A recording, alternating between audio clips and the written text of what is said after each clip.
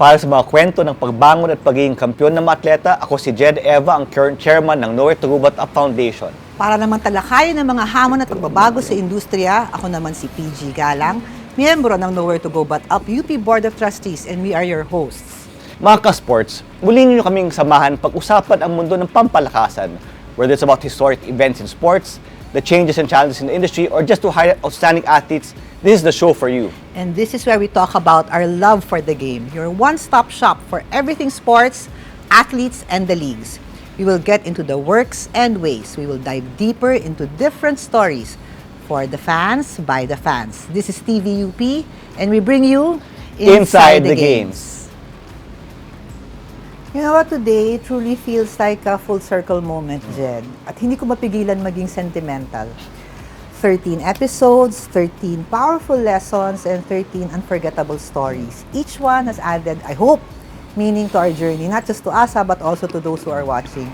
And now, what better way to wrap up this remarkable season of conversations about sports than by looking back, diba, to where we came from, how it all began, and the spark that brought us here. Yeah, you know, PJ, I couldn't agree more, no? So, until now, I still can't figure out how we found ourselves creating a show that celebrates the legacy of the UAP and its impact on Philippine sports, no? But you know what? You know why? No? Kasi Sige, ano, why? because UP is in the UAP. Oh, nga, you can't spell UAP without UP. Diba? Okay, so. And from the very beginning, we've been here. It's 87 seasons later, and we're still here, believing, inspiring, and always fighting. Yeah, UP fight, always. Diba? So, we've come such a long way, but today we are going back to where it all began. Right here in UP. As the lone state-run university in the UAAP, special tayo in that Special. way. Oo nga eh, special. Hindi ka naniniwala doon. Ako naniniwala ako doon. Our journey has never been the easiest. That's to say the least. Yet, through courage, belief, and continuous support, we've solidified our place, not just as competitors, but as change makers in the league. How did we do it? Let's watch this.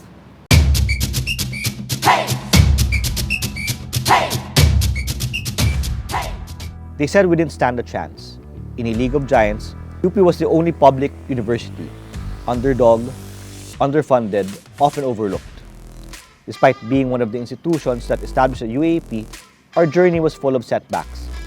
Limited resources, not enough funding, little support, but that never stopped us.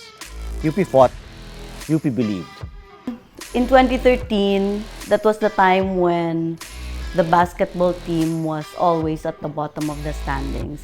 And so this group of alumni decided that something has to be done about it. We cannot accept that a premier state university will not excel in sports just because of lack of funding. And so this group of alumni decided we should do something about it. I think the most obvious achievement so far, and it would be basketball championship that we got after 36 years, because in the first place, that's why we banded together, is to get that team from the bottom of the standings all the way to the top. And aside from that, and because of that, we have awakened the community in terms of supporting the teams, not just basketball, but all the other teams. And I think that also resulted in the other teams being inspired to have that winning culture that basketball now has. We raise funds basically through merchandise. That is our cash cow. We sell shirts. Now we have jackets. We try to give different offerings to the alumni, different stuff that they can purchase to support the teams. That's one. A second way that we raise funds is doing tie-ups with various groups in terms of collaborations. We inspire the community to support the teams by continually sharing the stories of the teams and the athletes. I think that by seeing the journey of the teams, seeing their progress, seeing their successes, even their failures, they feel some ownership in the journey of the team and their successes. And inviting them to come to the games is also a very big part of how we get them involved. I think once you experience being in that arena and seeing old friends cheering alongside you, you really get involved and you really get inspired to help. One by one, the arenas turned maroon. The Iskos and Iskas didn't just show up. They fought alongside the teams, drowning out doubts with every cheer. Their presence brought life back to the bleachers, hope back to the sidelines, and pride back to UP. It was never just about the talent on the court. True strength came from the stands, from every voice that shouted in unison, from every hand that reached out in support. Because when a whole community believes, that's when greatness begins. UP's wins aren't just about sports. It's about every Filipino who keeps fighting despite the odds. This is UP's meaning to the UAP. To fight with giting at tapang, dangal at husay, at utak at puso.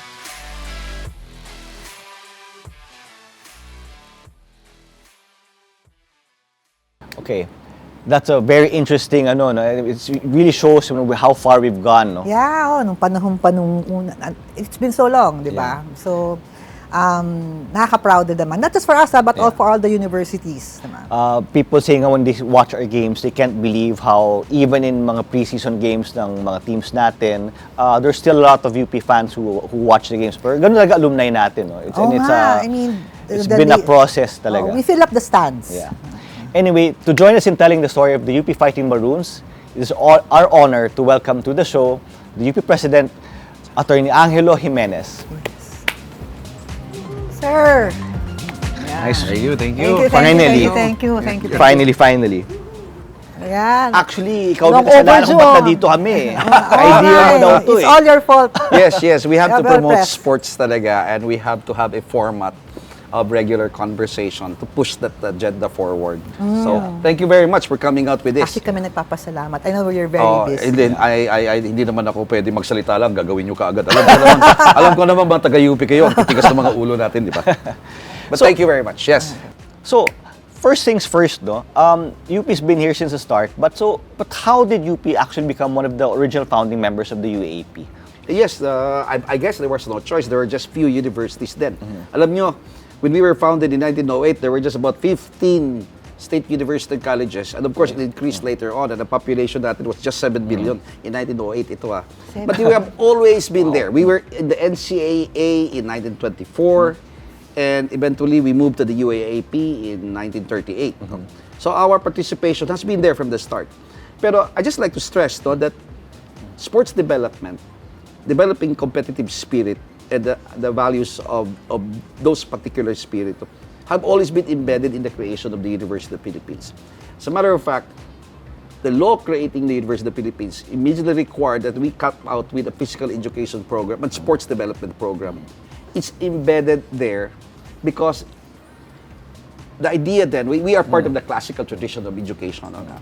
Starting from the Greeks pa yan, yung sinasabi nilang philosopher king, that to be able to lead the country or to lead, Aristotle to nagbasa ko kayo ng inyo Parang exam ba tayo pagkatapos mag-aaral ng philosophy being the catch-all for all disciplines during the time, and then gymnastics ang tawag ni Aristotle doon, because naintindihan na lang classical tradition that the brains are hosted by a physical body. But the relevance to UP is this: we were established in 1908 to provide leadership for the nation. Di pa nga tayo formally independent, It is hardwired into our identity that we were supposed to lead. That is the burden of UP. Kasi at that time, we were Asia's first experiment in a democratic republican government. Wala pa yun. We were the first, yung 1898 Malolos Constitution. That was the first in Asia. Wala pa sa Asian model So the Americans have to transplant that. And they need to produce leaders. So kasama sa identity ng UP and burden ng UP is to produce leaders for the country. And that has been going on for the last 100 years. Okay.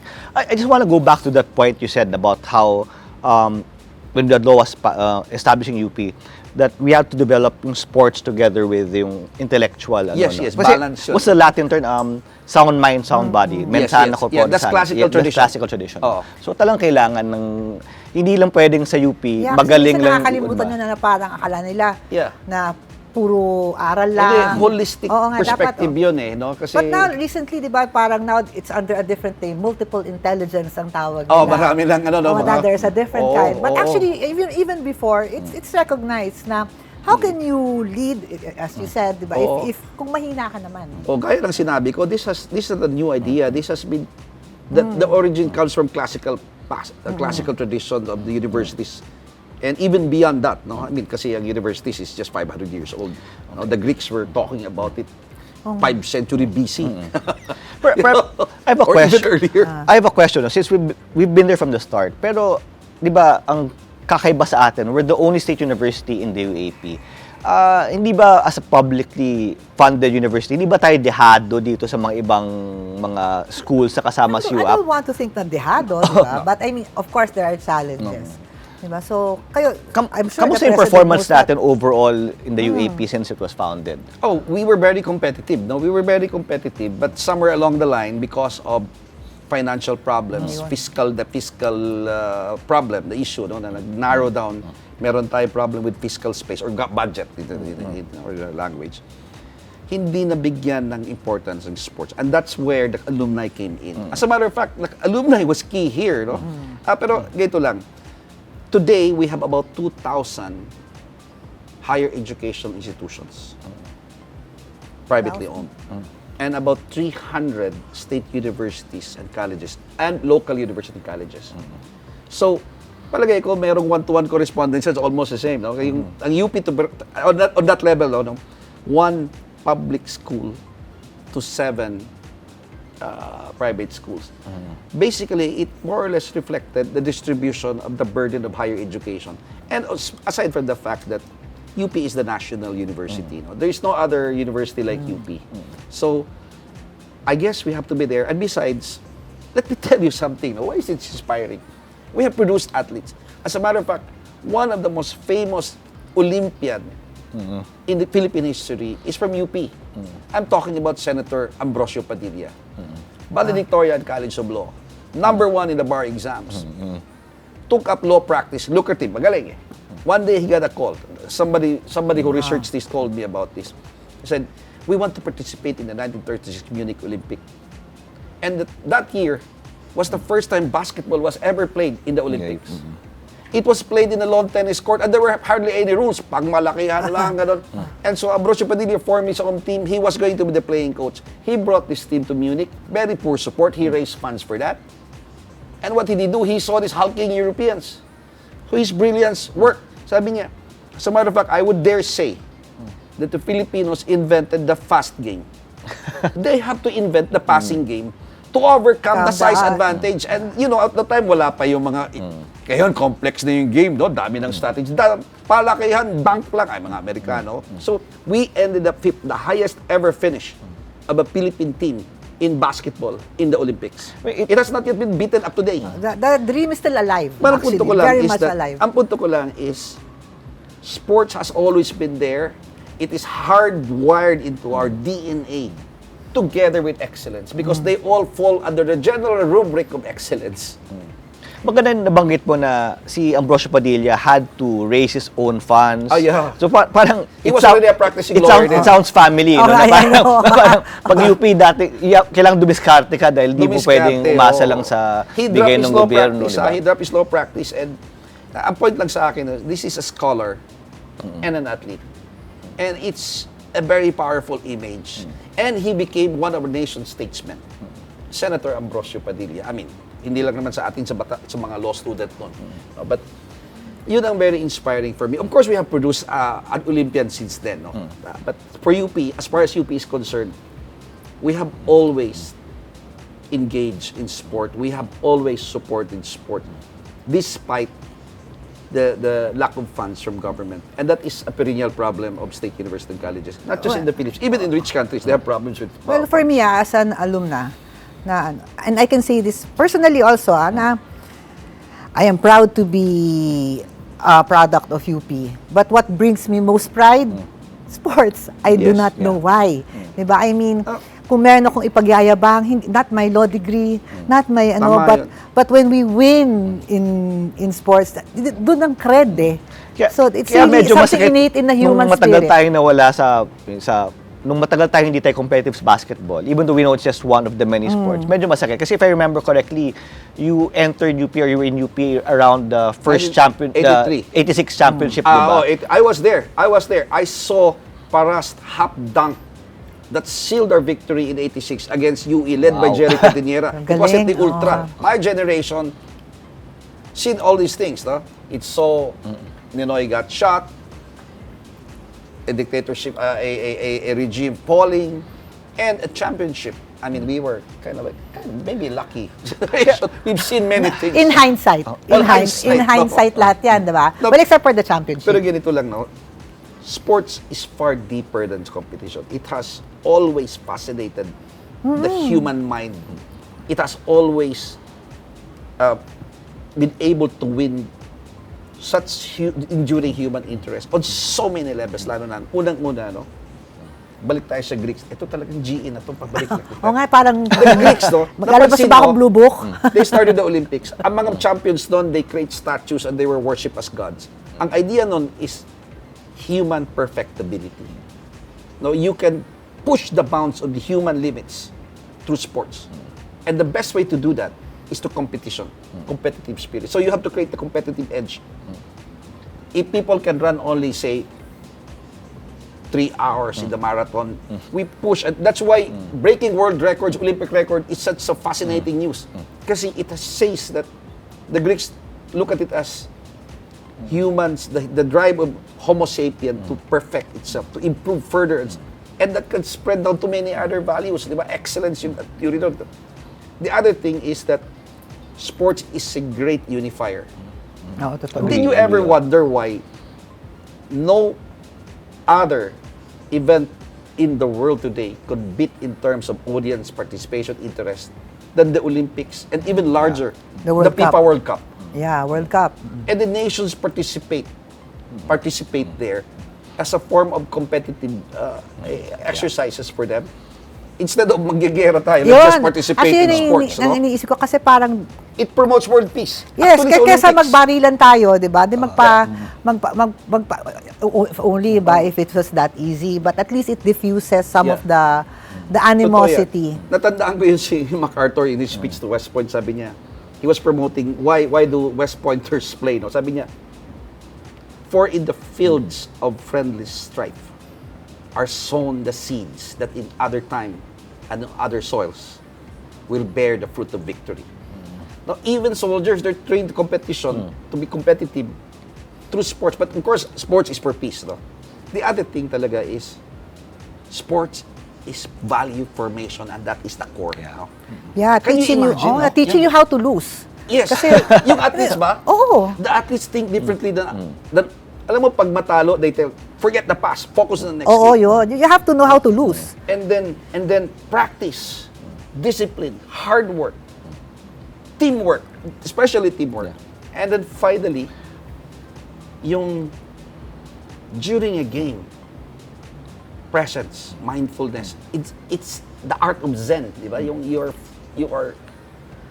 aware, no, of the moment. Yeah. And then make quick decisions based on long practice. Ang ganda ng sinasabi niyo tungkol sa how sports is very important, no, in development. No? But having been there for the 86 championship and seeing how UP wasn't competitive and parang walang sort of saying walang pakialam ng sports for, but parang hindi siya naging Nag-win priority. yun eh. No, Oo. nag-win. How did it make you feel na parang naging irrelevant yung UP sa basketball and parang nawala kasi for a while the domination ng private schools. Yes, they did. Kasi they were better resourced then. As a matter of fact, they still remain better resourced.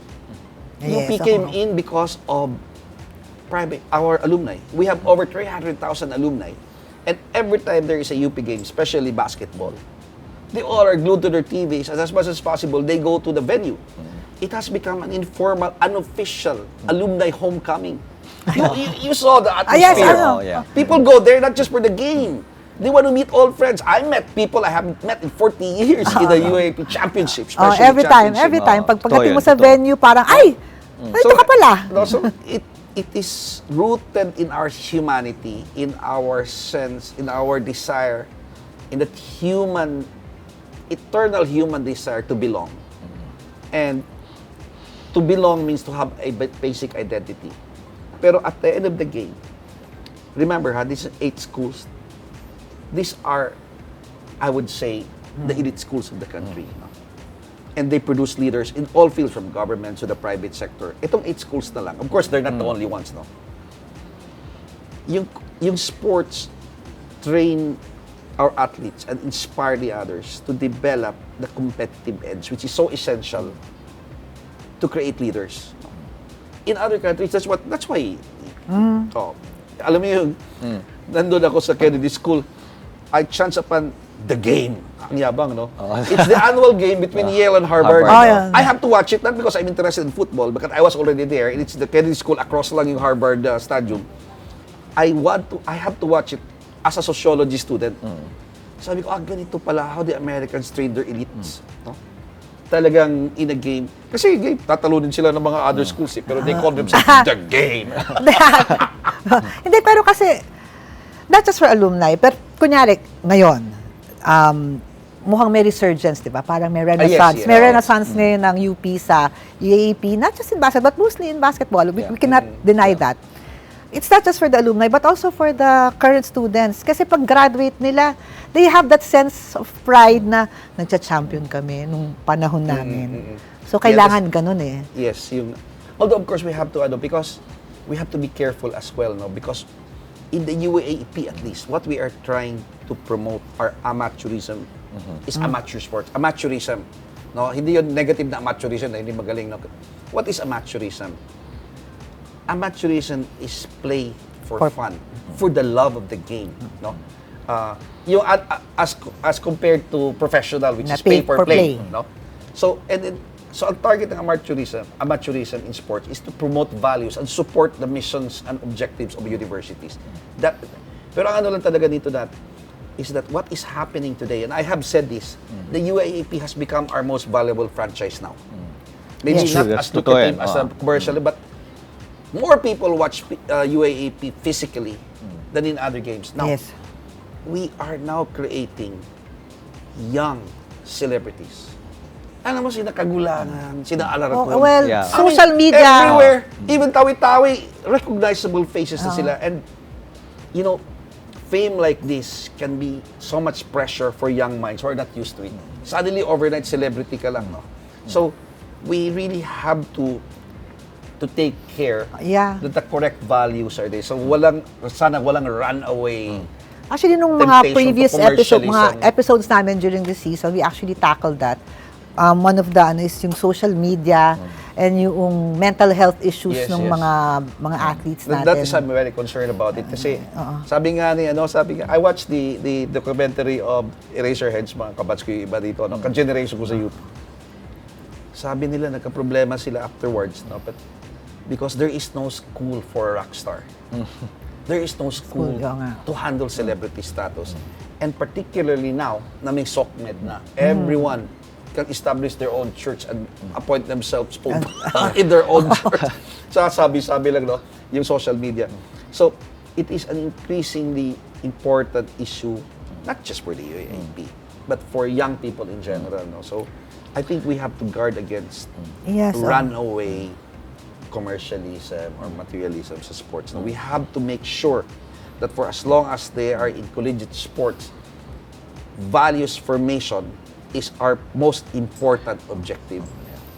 I will fully agree with that. Kaya nga nung we really devoted around, kasi nga, makikita mo rin naman talaga yun. Kung tayo lumaki tayo na, wala yung mga yan eh. Parang we grew up without anyone actually watching eh. Di lang yun, many of our athletes who achieve celebrity status come from underprivileged families. It's actually their families who are putting the pressure on these young people. I think I have a feeling they just love to play the game, but the pressure to support families, and then the lure of commercial interest is always there. So we really have to protect our young Yeah. athletes. And there's also a flip, maybe that's another show in itself, no?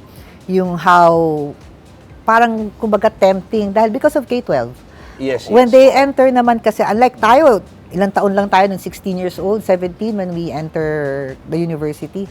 Ngayon, hindi na ganun eh. They're actually quite mature. And minsan, pag, as an athlete, your body is at an optimal stage at your early 20s, mid-20s. By nung unang panahon, graduate ka na nun ng university eh. So, wala yung mga ganyan. Pero ngayon, naaabutan sila ng prime nila while they're here. That's right. May iba lang ng konti kasi I just want to, we can't let the show end without you addressing this.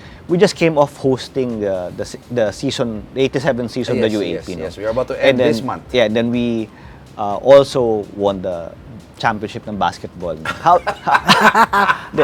Congrats to us, by the way. How does it... Again. How does it feel na, well, before you became UP president, you were a regent, then you saw how we were struggling, and then now we had sabi nila, no, one of the best hosted seasons, the best opening ever daw, and then capping it with the championship. How does it feel to see yung development ng UP's at least participation in the UAP over the past few years? Well, at least for me, it is the marker of where we are. No? It's as simple as that. I would not have given it more importance than just that, except that it is important as far as people's engagement are concerned. So I want to maximize that particular, because our goal is to really promote values. Now, we the UAAP and UP winning in the basketball particular competition, which is the most prestigious, the most where fanatic loyalties are almost drawn, is a marker of how far na narating natin. So, in a sense, all the problems we're facing today, recruitment, financing, are problems of success. And I would rather face those problems. And on a personal note, I'm a football player, at least that's what I play. But I recognize that Filipinos love basketball. And that is a good thing. And as a matter of fact, I wish we could, from this point onward, we can promote other sports as well. As a matter of fact, the first law in 1969, the first Sports Development Act natin, 1969 pa yan. Even included one provision, we must promote ARNIS, the Philippine sports. In our previous episodes, we tackled that. Yung kulang yung may mga nawalang sports or may mga sports na siguro dapat kasali. First, speaking of football, just to emphasize, just to stress lang, just to note, we won the football championship and the basketball championship in the same calendar year. Not the same season, but the same calendar. Early 2024, we won the football championship, and then late 24. So, kaya din na, we're also very good in that sport. Dami nating fencing, tayo, si Juliana Gomez, Ang nawala very proud si Congressman Richard Ang Busey. nawala, boxing, no? Oh, yeah. Yes, walang boxing. Pero nandun siya nung una. Yes, oo. Pero inad naman ng esports na yan. even Sign of the times, diba? Wag na kayo magbugbugan actually sa virtual na lang. Virtual na lang kayo magbugbugan, magpatayang kayo doon. So, keyboard athletes now, no? But anyway, my point lang is, having reached these milestones, these are important milestones, championship in the most popular game, not just in the UAAP, but in the entire country, and among the most popular in the world as well. It's normal. So it's a very good marker of how far we have arrived from those days in the desert. For those days in the desert, 30 years yun. Imagine waiting, 86 kami dito. I was there, I followed the games, Virtual Memorial, Ultra, kung ano pa. And it took us more than 30, ilang taon yun? 36 years. 36 years, yeah. And I was there again when we were champion in 84. Yeah. I saw JD, my kababayan from Butuan. Lahat tayo nandun. Lahat tayo nandun. And you know that sense of deja vu. So, I've been here before, and everyone was screaming their hearts out, and I found myself screaming my hearts out. In this generation who's alive today, though, would always count that moment as really the pivotal. And I'm so happy that they have that It's something you will never forget. It's where were you moment. Everybody will know. Where were you when if you're a the UP 3-point alumnus, shot alam mo was yan. made? Yung ultra pa special kasi I came with my collegiate ID. Ultra! Hindi na ultra In my ngayon yun, collegiate ha? ID, no, I was reporting actually. Nilagay ko lang, no, but I was not a sports reporter, no, but I mean, I came with my collegiate ID so I can move around the side corner. So I saw that last top dunk So, of Paras. Press, ito. What is your vision for UP? I really wanted to promote sports now. We have initiated so many things from inter-office competition in UP Diliman to inter-unit, no, ay mga faculty and staff included. We just opened it a few days ago. Nakikita ko nga sa ano. Yung, 2 months ago, that was faculty and staff inter-competition. And last year, we had that too. As a matter of fact, I played for basketball for the OP team. OP team, nahiya na lang ako after kasi 4 minutes, 8 points kaagad ako kasi walang gustong humarang. Sabi ko, tabi nakakahiya. Oo nga naman. Sige nga, bantayan nyo UP And then President. a few days ago, just yesterday, we opened our second version of sports intramurals per CU. No, basketball, volleyball lang muna. Let's hope it expands. No, of course we created the Office of Athletic and Sports Development na hiwalay that can focus on athletic competition kasi yung CHK and others are academic units. Yes. No? We don't want to disturb them. So now we are set. And ang vision ko talaga is I want sports to be included in the UP identity because of the power to inspire and instill values. No? We need it in the very classical sense, no? Because we are trying to develop leaders and we want them to be competitive. We want them to develop the values of the sporting principle of fair play. Very important, no? Yes, And not only that, no?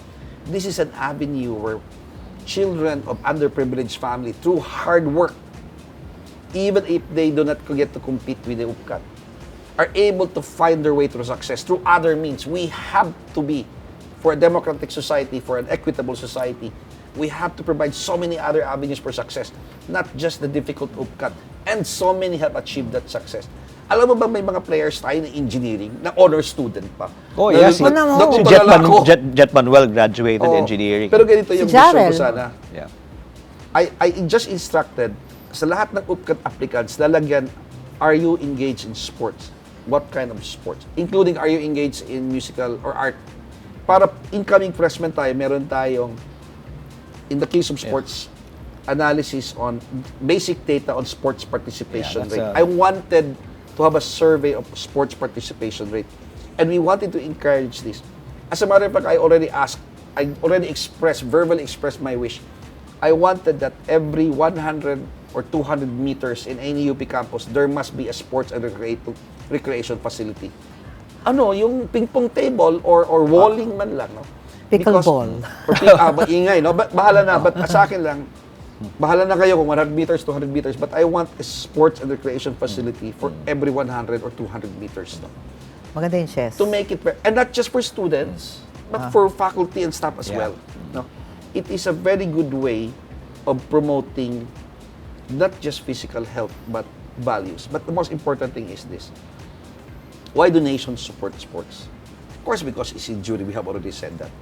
But what most people tend to forget is, at least pag isa excitement sa sport, is that promoting sports, recreation, and health is a public good.